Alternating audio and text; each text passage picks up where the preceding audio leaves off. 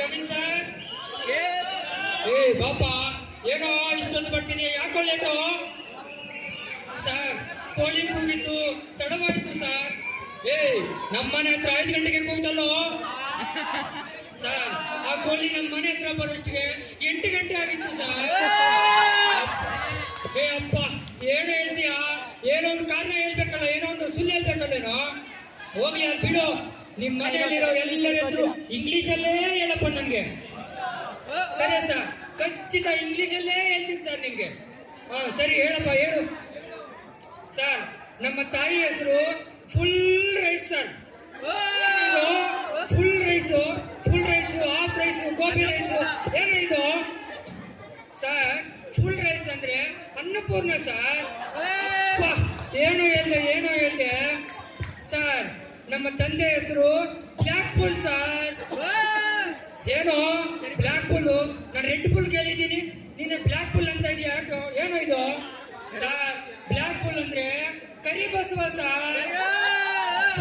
ಏನೋ ಹೇಳ್ದೆ ಸರ್. ನಮ್ಮ ಅಣ್ಣನ ಹೆಸರು ಎಲಿಫೆಂಟ್ ಹಸ್ಬೆಂಡ್ ಸರ್. ಏನೋ ಇದು? ಎಲಿಫೆಂಟ್ಗೆ ನಿಮ್ಮನ್ನ ಹಸ್ಬೆಂಡಾ?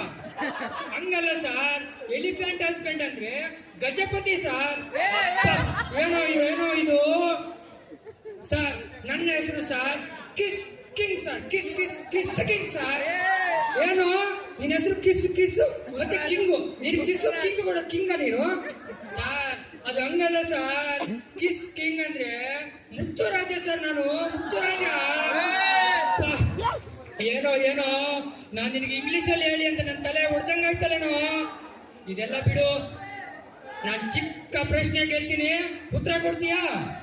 ಖಚಿತ ಕೊಡ್ತೀನಿ ಸರ್. ನಿಮ್ಮ ಪ್ರಶ್ನೆಗೆ ಖಚಿತ ಉತ್ತರ ಕೊಡ್ತೀನಿ ಸರ್. ಹೇಳಪ್ಪ, ಹೇಳು. ಆನೆ ದೊಡ್ಡದು ಅಥವಾ ಇರುವೆ ದೊಡ್ಡದು ಸರ್? ಹಂಗೆಲ್ಲ ಹೆಂಗೆ? ಅದು ಡೇಟಾ ಕೊಟ್ಟು ಕೂತಿರ್ಬೇಕಲ್ಲ ಸರ್ ನಮ್ಗೆ ಹೇಳಕ್ಕೆ.